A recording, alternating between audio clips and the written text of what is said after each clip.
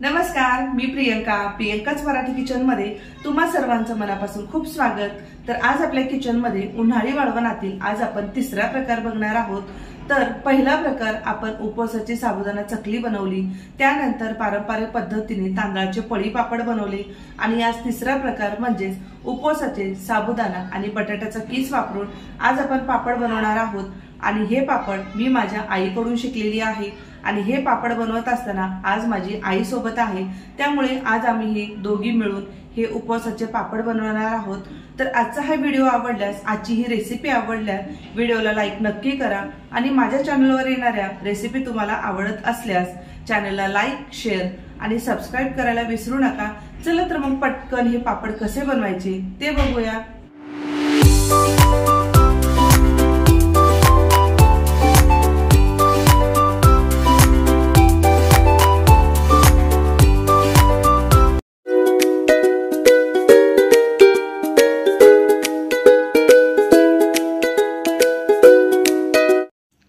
साबुदाण्याची खिचडी बनवण्यासाठी आपण ज्या पद्धतीने साबुदाणा भिजवतो अगदी तशा पद्धतीने हा साबुदाणा आपल्याला भिजवून घ्यायचा आहे। साबुदाण्याची खिचडी अगदी सुटसुटीत व्हावी त्यासाठी अगदी परफेक्ट असं पाणी घालून आपण तो साबुदाणा भिजवून घेतो। तसाच हा साबुदाणा आपल्याला भिजवून घ्यायचा आहे। पापडसाठी वापरतोय म्हणून खूप जास्त पाणी घालून भिजवून घ्यायची गरज नाही। तर आता आपण हा साबुदाणा भिजवून घेतलेला आहे। 1 किलो साबुदाण्यासाठी इथे मी 2.5 किलो बटाटे घेतलेले आहेत आणि 2.5 किलो बटाटे अशा पद्धतीने आपल्याला किसून घ्यायचे आहेत। तुमच्याकडे जर मोठी किसणी असेल तर त्याचा सुद्धा वापर करून तुम्ही जाडसर किस पाडून तो सुद्धा पापडसाठी वापरू शकता। आता हा किस आपण स्वच्छ 2 पाण्याने धुवून घेणार आहोत, त्यामुळे तो किस काळा पडणार नाही आणि पापड तळल्यानंतर त्यामध्ये हा बटाट्याचा किस पांढरा शुभ्र दिसतो। तर अशा पद्धतीने पाण्यातून हा किस आपल्याला काढून घ्यायचा आहे आणि त्यातलं पाणी गच्च पिळून काढायचं आहे, त्यामुळे किस हा पांढरा शुभ्र होतो। तुम्हाला तुरटी फिरवायची सुद्धा गरज नाही। आता इकडे मी बटाट्याचा किस पाडत असताना गॅसवरती पाणी सुद्धा गरम करायला ठेवलेलं आहे, त्यामुळे बटाट्याचा किस जास्त वेळ बाहेर राहणार नाही आणि तो काळा सुद्धा पडणार नाही। इकडे आपला बटाट्याचा किस स्वच्छ धुवून झालेला आहे आणि गॅसवरती पाणी जे आहे ते उकळलेलं आहे। तर तुम्ही इथे बघू शकता, तर या सर्व जिन्नससाठी या प्रमाणासाठी इथे मी 6 लिटर पाणी घेतलेलं आहे। तर पाण्याला छान उकळी आल्यानंतर आता यामध्ये आपण जो बटाट्याचा किस स्वच्छ धुवून घेतलेला आहे तो यामध्ये घालून घेऊया। तर या ठिकाणी खूप जण बटाट्याचा किस पांढरा शुभ्र होण्यासाठी, पापड पांढरे शुभ्र होण्यासाठी यामध्ये अगदी हलकी तुरटी फिरवतात। ती सुद्धा तुरटी फिरवायची तुम्हाला गरज नाही। तर यामध्ये आपण बटाट्याचा किस पूर्ण घालून घेऊया। 1 किलो साबुदाण्यासाठी तुम्ही 2 किलो बटाट्याचा किस सुद्धा घेऊ शकता। तुम्हाला या पापडमध्ये बटाट्याचा किस कितपत हवा आहे त्याचं प्रमाण तुम्ही ठरवू शकता।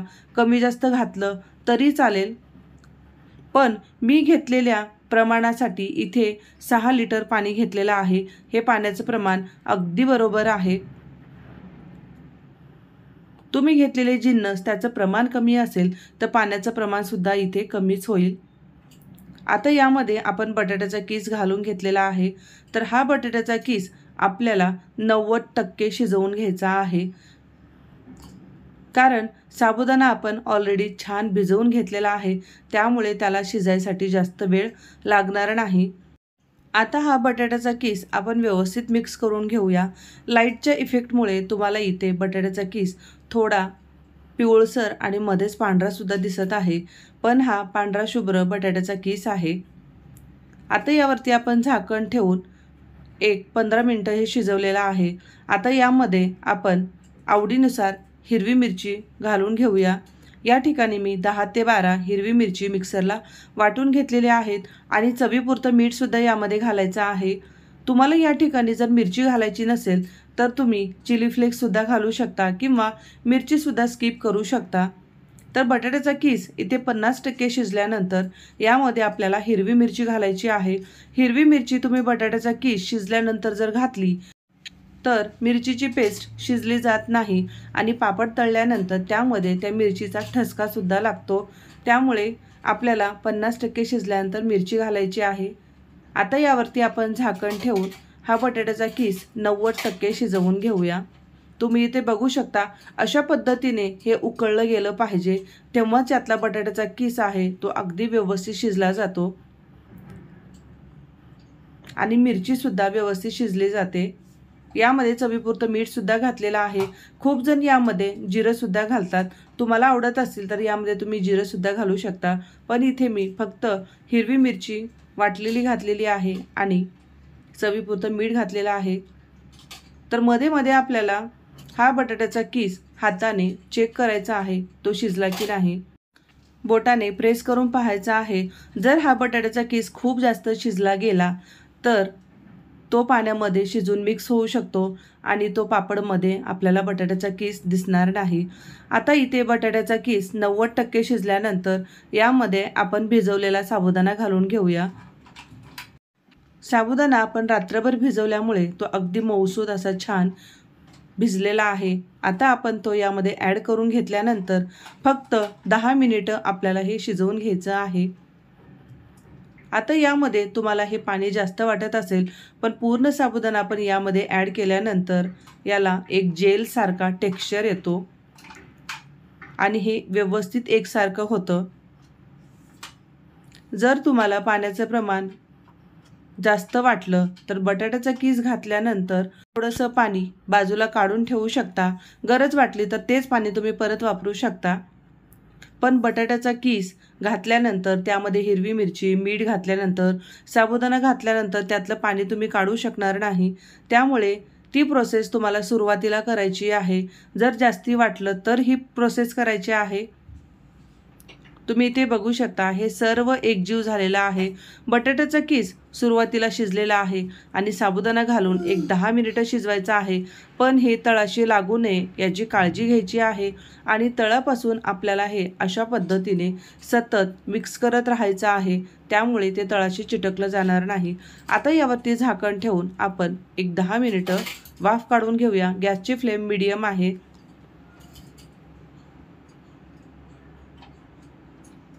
तर अशा पद्धतीने हे बाजूने पाणी वरती येतं आणि तुम्हाला वाटेल की ते पाणी जास्त झालं, तर अजिबात पाणी जास्त झालेलं नाही। हे परत एकजीव करून घ्यायचं आहे, कारण आपण झाकण ठेवल्यानंतर हे सर्व तळाशी जाऊन बसतं आणि बाजूने पाणी वरती येतं, त्यामुळे ते आपल्याला पाणी जास्त झाले की काय असा गैरसमजसुद्धा होऊ शकतो, पण तसं नाही। हे सर्व परत एकजीव करून घेतल्यानंतर याचं प्रमाण अगदी परफेक्ट आहे। तुम्ही इथे बघू शकता यावरती एक छान चकाकी आलेली आहे आणि जेलप्रमाणे या चमचावरती तुम्ही बघू शकता असा टेक्स्चर आलेला आहे, म्हणजे हे पीठ परफेक्ट असं तयार झालेलं आहे। साबुदाणासुद्धा यामध्ये छान शिजलेला आहे। आता आपण गॅस बंद करून घेऊया।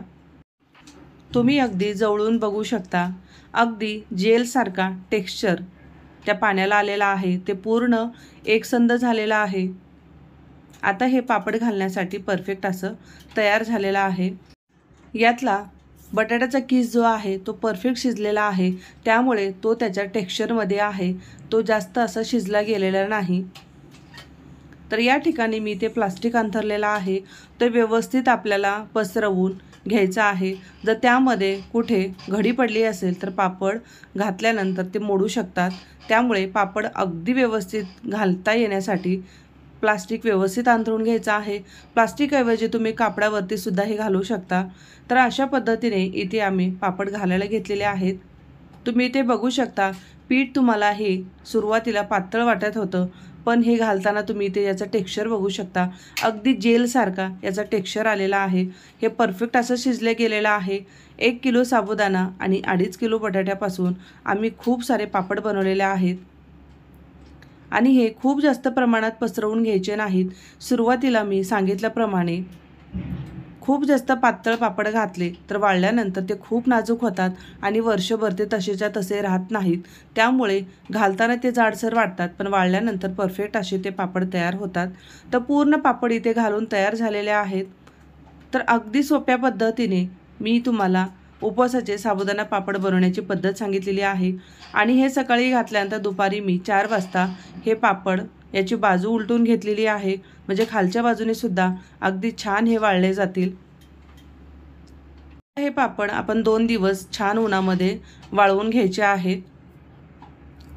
तर परफेक्ट असे पापड वाळल्यानंतर तुम्ही ते बघू शकता। हा पापड हातात घेतल्यानंतर कोणीही म्हणणार नाही की हा पापड साबुदाण्याचा आहे। यावरती तुम्हाला बटाट्याचा किस किंवा साबुदाणा कुठेही दिसत नाही। पण पापड तळल्यानंतर यामध्ये अगदी छान दाणेदार असा तुम्हाला साबुदाणा पाहायला मिळेल आणि त्यामध्ये बटाट्याचा किस सुद्धा अगदी पांढरा शुभ्र दिसून येतो। गॅसवरती कढई ठेवली, तेल छान तापल्यानंतर यामध्ये आपल्याला हा पापड तळून घ्यायचा आहे। तेल छान तापल्यानंतर गॅसची फ्लेम लो करायची आहे। तेल जास्त व्यवस्थित तापलं नसेल तर पापड हा जास्त फुलला जाणार नाही आणि तो वातटसुद्धा होतो। त्यामुळे तेल अगदी छान गरम झाल्यानंतर गॅसची फ्लेम लो करायची आणि पापड तळून घ्यायचा। खूप जास्त तेल तापलं तर तो पापड लगेच तेलामध्ये लाल होतो, करपला जातो। तर तुम्ही इथे बघू शकता एवढासा पापड तेलात टाकल्यानंतर किती जास्त प्रमाणात फुलतो आणि किती जास्त प्रमाणात हा पांढरा शुभ्र होतो, तुम्ही इथे बघू शकता। तर अशा पद्धतीने आपल्याला तेलामध्ये सर्व बाजूने प्रेस करून तो छान तेलात तळून घ्यायचा आहे। तुम्ही इथे बघू शकता वाळलेला पापड आपण हातात घेतल्यानंतर त्यावरती तुम्हाला कुठेही साबुदाणा किंवा बटाट्याचा किस दिसून येत नव्हता, पण तळल्यानंतर यामध्ये तुम्हाला भरगच्च असा साबुदाणा आणि बटाट्याचा किस दिसून येत आहे। परत मी काही पापड या तेलामध्ये तळून घेणार आहे। तर अशा पद्धतीने वर्षभर तुम्ही अगदी व्यवस्थित स्टोर करू शकता असे उपवासाचे साबुदाणा पापड बनवण्याची मी खूप सोपी पद्धत सांगितलेली आहे। तुम्ही पहिल्यांदा बनवत असाल तर अगदी अर्धा किलो किंवा पाव किलो साबुदाणा घेऊन हे पापड बनवून बघू शकता आणि हे पापड अजिबात बिघडणार नाहीत, कारण याची करण्याची पद्धतसुद्धा खूप सोपी आहे। तर अशा पद्धतीने मी काही पापड इथे तळून घेतलेले आहेत आणि खूप सुंदर असा हा पापड दिसत आहे। इथे तुम्ही या तळलेल्या पापडसोबतच जो वाळलेला पापड आहे तो सुद्धा बघू शकता।